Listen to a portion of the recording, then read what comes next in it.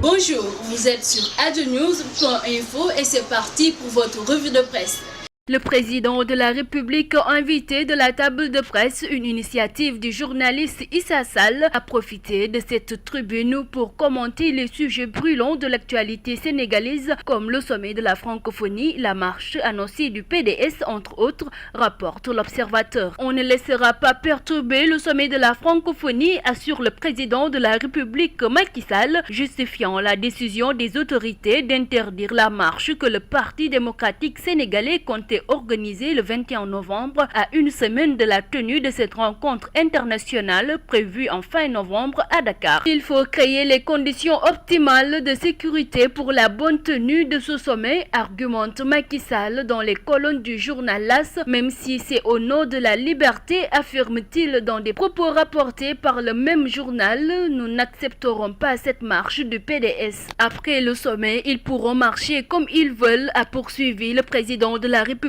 Macky Sall, cité par le même journal. Macky corse la note du gouverneur de Dakar, renchérit le journal populaire, rapportant à son tour quasiment les mêmes déclarations du président de la République Macky Sall. Aujourd'hui, les forces de l'ordre sont en vitesse croisière pour la sécurisation du pays. Croyez-vous que nous allons concentrer tous nos efforts à faire du maintien de l'ordre, à gérer des manifestations politiciennes, s'interroge-t-il. Le moment est très sensible pour des manifestations, signale le président de la République à la une du quotidien La Tribune. Selon lui, à la limite, son prédécesseur, Maître Abdoulaye Wade, peut faire tout ce qu'il veut, mais pas les autres responsables du Parti démocratique sénégalais, le PDS. Macky Sall a également évoqué avec ses interlocuteurs d'autres sujets tels que la maladie Ebola, avec la décision de la CEDEAO appelant ses pays membres à ouvrir ses frontières fermées du fait de cette maladie. Conformément à cette recommandation de l'organisation sous-régionale, le président de la République Macky Sall a annoncé la réouverture des frontières sénégalaises avec la Guinée fermée à cause de l'épidémie Ebola sans donner de délai. Macky Sall a également donné les raisons de son engagement au Burkina Faso à la faveur de sa nomination comme président du groupe de contact de la CEDEAO sur la crise politique prévalente dans ce pays. Nous allons faciliter et assumer au nom de la CEDEAO le processus de dialogue pour revenir à la normale, a-t-il déclaré, cité par l'Observateur. Fait divers, hommage à la baronne des prostituées, l'Observateur nous apprend qu'un sabbat organisé par des homosexuels au quartier Golf à Saly a été interrompu par des jeunes du quartier à coups de pierre. Une débandade s'en est suivie et tous les participants ont pris la fuite, laissant ainsi sur place leurs batteurs de tam-tam qui ont été aussi la cible des jeunes. Sport, le véritable adversaire de Tapha Tine, 6 mois, a déclaré le lutteur Zoss de l'écurie d'Ordorat,